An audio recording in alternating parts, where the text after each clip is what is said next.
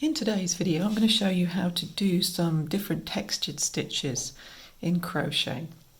And there are three types of stitches here that look very similar, but they are actually different. So there is the puff, the popcorn, and the bobble stitch. And they all create these kind of raised little bits of crochet, but they are done differently. So I'm going to show you how each one works. If you're after instructions to do just one of them, then feel free to just use the links in the description to skip forward to the bit that you want. So we're going to do bobbles, popcorns, and then puffs. Okay, so let's go.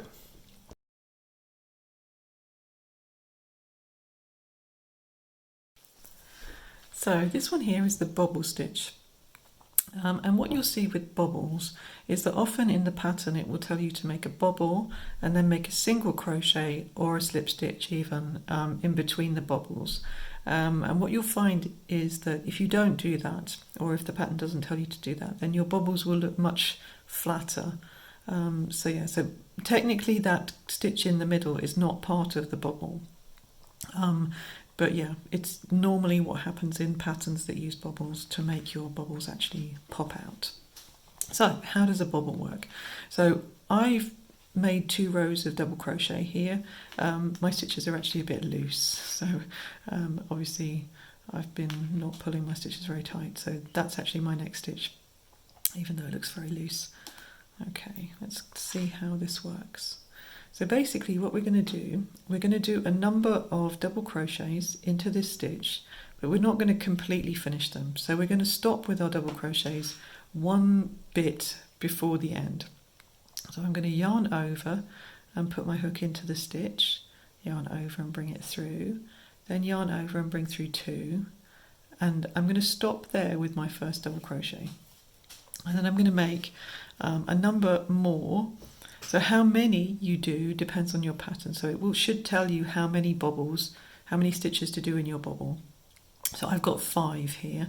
So in the end, I'm going to end up with 6 loops on my hook. So I'm going to yarn over into my stitch, yarn over and bring it through, yarn over and through 2. So that's my next double crochet. And then yarn over into my stitch, yarn over and bring it through, yarn over and through 2. That's my next little bit partial double crochet. So now I've got 1, 2, 3 double crochets. I need another 2. So yarn over into my stitch, yarn over, bring it through, yarn over and through 2, and then again yarn over into my stitch, yarn over and bring it through, yarn over and through 2, and now I should have 6 loops on my hook. So 1, 2, 3, 4, 5, 6. And now what I need to do is yarn over and bring that yarn over through all 6 of those loops. Now that can be quite tricky, and it depends on your yarn a bit. If it's a bit splitty, then it's going to be tricky. So I find that yarn over and point my hook downwards, and then do it try and do it all in one go quite quickly. So like that, and then turn my hook upwards. Okay, and now I need to kind of secure all those loops together. So I would do that with just a chain like that. And then pull that quite tight so that my stitches are kind of bunching up together. And then, like I said, normally in patterns where you have bobbles, you would do either a single crochet or a slip stitch into the next stitch. And that will help your bobble to just poke out like that. Okay? And that's how we do a bobble. Sometimes you want to like push them from behind. So you saw that that one kind of went a bit flat. So if I push it from behind, I can kind of get it to sit out a little bit better. And that's a bobble stitch.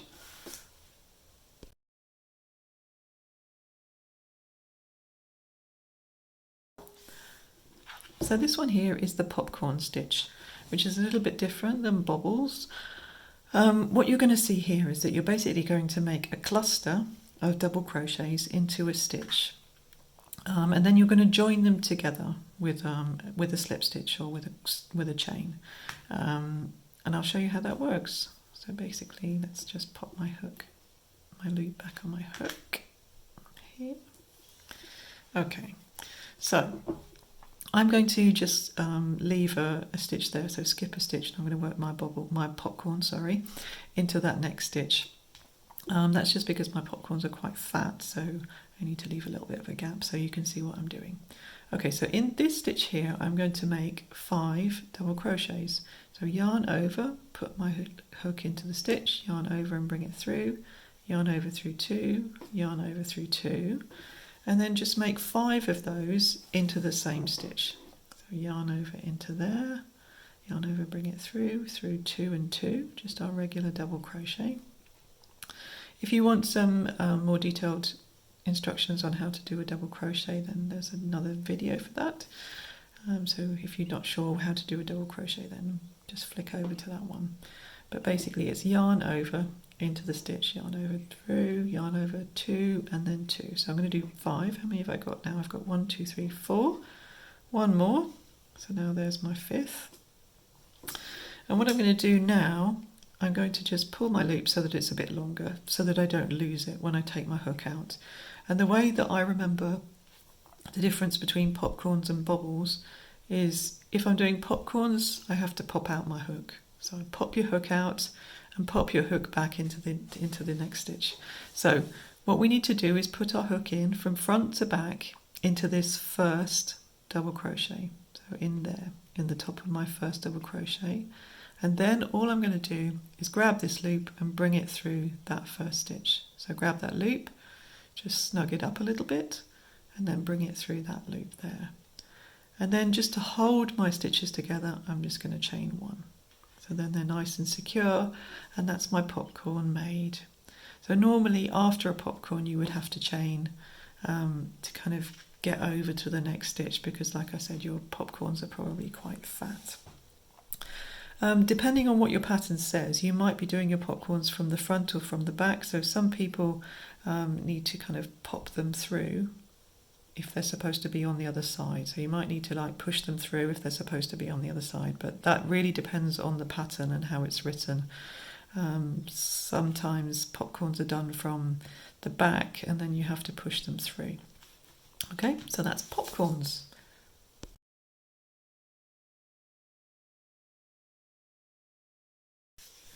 So this one here is a puff stitch, and you can see that it's a little bit smaller than other types of bobbly stitches, and it has these kind of strands of yarn. So you don't really see stitches, you just see these kind of strands of yarn in your puffs. It's quite pretty. One thing I do like about puff stitches is that they look quite similar from the back. So if you're making something that is two-sided, like a shawl or a blanket, then puff stitches are also quite nice looking from the back. So with bobbles and popcorns, they tend to have one side or the other where the bobbles stick out, but puffs can be nice on both sides. So how does that work? I should say that puffs are a little bit my nemesis. Sometimes they work, sometimes they don't. So let's see how it goes. Okay, so what we're going to do, I'm going to skip one and do my puff into the next stitch, just so that you can see it a little bit clearly rather than doing it up close to my previous one. So I'm going to yarn over and put my hook into the stitch where I'm doing my puff, yarn over and bring that through and kind of bring my loop up a little bit. So now I've got 3 on my hook. And I'm going to continue doing that movement until I've got actually 9 on my hook. So yarn over into the stitch, grab the yarn and bring it through. So how many have I got now? 1, 2, 3, 4, 5. Same again, yarn over into the stitch, grab the yarn, bring it through. So that must be 7. 1, 2, 3, 4, 5, 6, 7. Then again, yarn over into that stitch, grab the yarn and bring it through. Now, what we need to do now is we need to yarn over and bring that yarn over all the way through all of those loops. And this is where I often get in trouble and lose some loops or get stuck. So let's see how that goes. So yarn over, turn your hook so it's downwards, and then what I find is it's normally best to go quite quickly.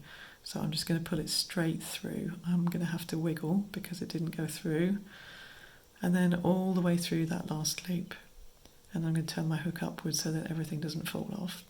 And then I'm going to chain 1 to bring everything together. So just chain one. I'm going to show you that again because it's quite tricky. So I'm going to chain one just to leave a gap. So I'm going to skip that stitch and go into the next one. So yarn over into the stitch, yarn over, bring it through, yarn over into the stitch, yarn over, bring it through, until I've got 9 on my hook. Yarn over into here, yarn over, bring it through, yarn over. I think I've got one more. Let's see. How many have I got now? 1, 2, 3, 4, 5, 6, 7, 8, 9. And then yarn over and through everything. So yarn over. Fingers crossed that you can get through all in one go. If you can't, then just have a little wiggle. Okay, and then a chain at the end. And that's my puff stitch. Quite pretty. And that's what they look like.